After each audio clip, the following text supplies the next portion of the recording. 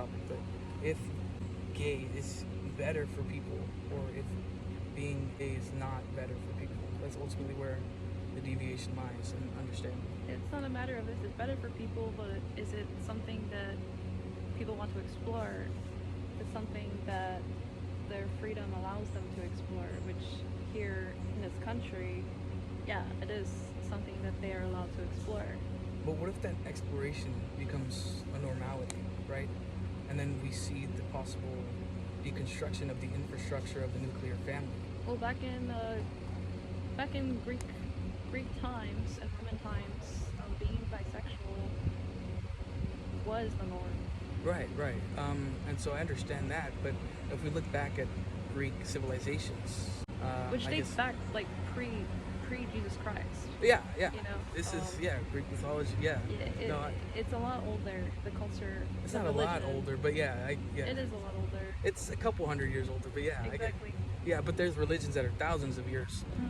So I guess what I'd say is that if we strive to be like those civilizations within those times, would that be a better thing or would that be a worse thing ultimately? Because those murder rates of people of those civilizations back then were much higher. Average death age was much lower. You know, people being robbed was Yeah, because much more of a normality. there was not the introduction of modern medicine, like the Right. like Exactly. they didn't have But modern medicine back then. modern medicine It was was all actually what is was it, holistic medicine back then. You know, just they didn't really know, they weren't smart enough, or they didn't have the tools to know about sanitization and stuff like that, yeah, I get you. and protection. Yeah, but still, there's still that part of it, that hedonistic part of that The civilization. fact that let's say that your God is the only one and only God.